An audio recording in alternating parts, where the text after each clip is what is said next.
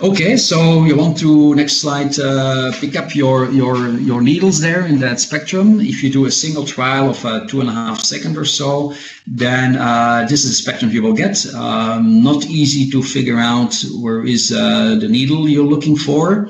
But if you average over 40 trials, 2.5 second recordings times 40, and you compute for each trial your spectrum, you average your spectra, then you get more interesting peaks. It was about 7 hertz or so. You fundamental, you have an harmonic here at 14 hertz and a second harmonic at 21 hertz. Okay, and another way to do it is to use longer recording intervals, and Fourier transform is linear, so it boils down to the same thing. So you could, instead of record over 1 second, because that looks like crap, 2 seconds recordings, 4 seconds, and then it starts to cross the threshold here, and 8 seconds is more than sufficient.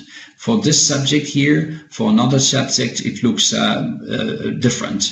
Of course, the longer the time interval you need to record from, or the more averaging you need to do, it will have an effect on the information. It goes down. The longer or the more averaging, the lower the information transfer rate, the lower the number of bits per minute you can communicate. So you will try to find a compromise there in the number of averagings and the time interval length given a particular accuracy you want to achieve. So you can do a simple experiment also to see the effect of the screen refresh rate. Remember, if you are using a screen, and that screen is also having frame rates. So if you have a screen refresh rate of 60 Hertz, it means that you have 60 frames and 60 images displayed per second. Of course, the highest frequency on off screen, if that is the basic one you want to apply, on screen, off screen, so light, dark, then it's by 2. So 30 Hertz is the highest frequency you can display with a 60 Hertz screen. And then, of course, you have other integer dividers, 60 divided by 3, by 4, by 5, and this is then the frequencies you can use when you have a screen where you compose your paradigm in terms of dark screen, light screen.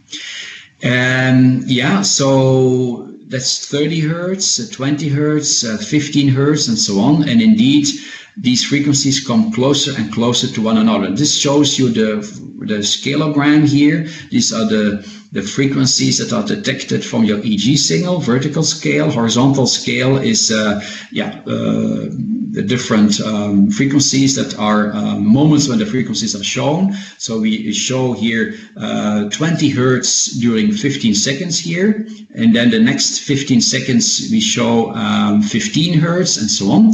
And yeah, when we show 20 Hertz, there is a very blurred spectrum here, not much to be seen. Here you see the next step is then the 15 Hertz, and you can already discern 15 Hertz here, and then it's 12.5, and so on and so on. So you get better and better results.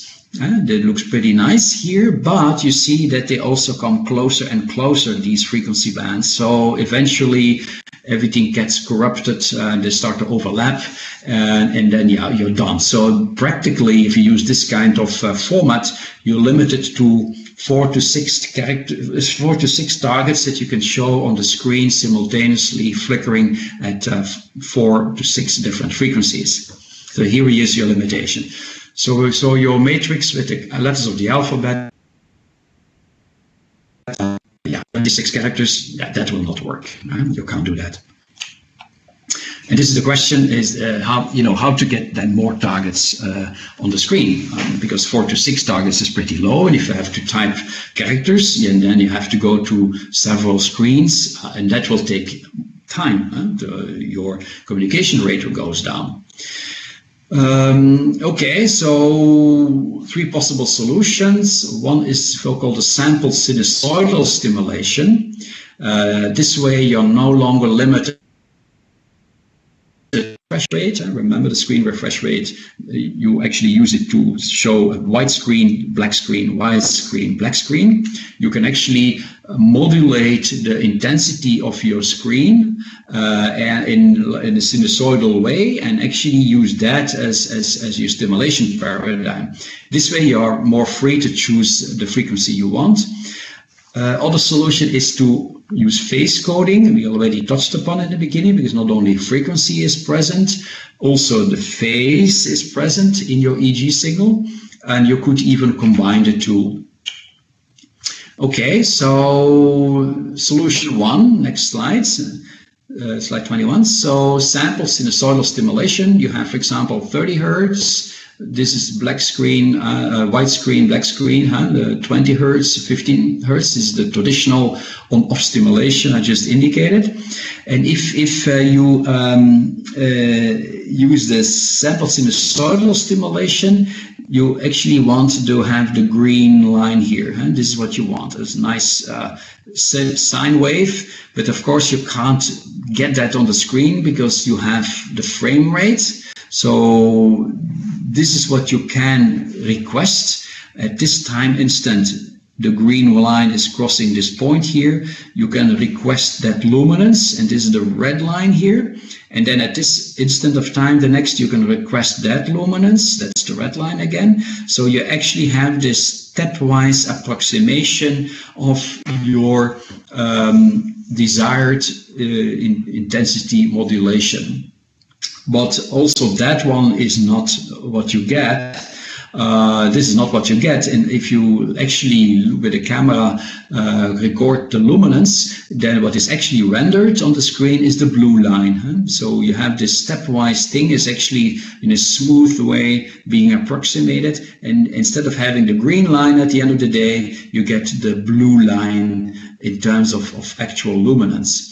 And on the bottom plot shows you the difference in the actual rendered luminance of the on-off case versus the sinusoidal stimulation. So there is a difference there.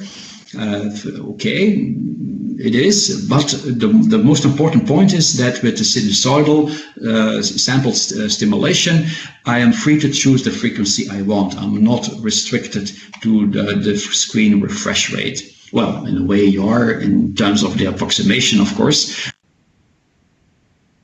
But to the frequency, you're free to choose what you want. So what is then the impact of that?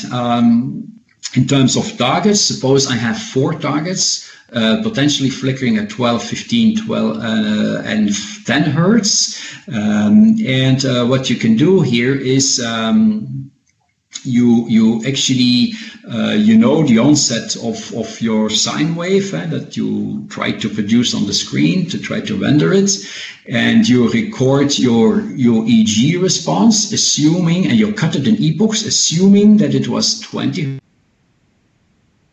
Hertz length of a period, then assuming also that it was 15 Hertz, is in the length of a period of 15 Hertz, or assuming it was 12 Hertz, and assuming it was 10 Hertz.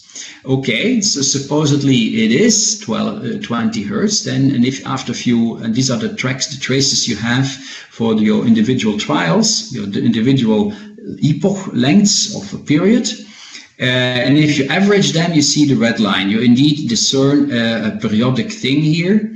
But if you look at the other template here, for 15 Hertz, it's nothing there, it's flat.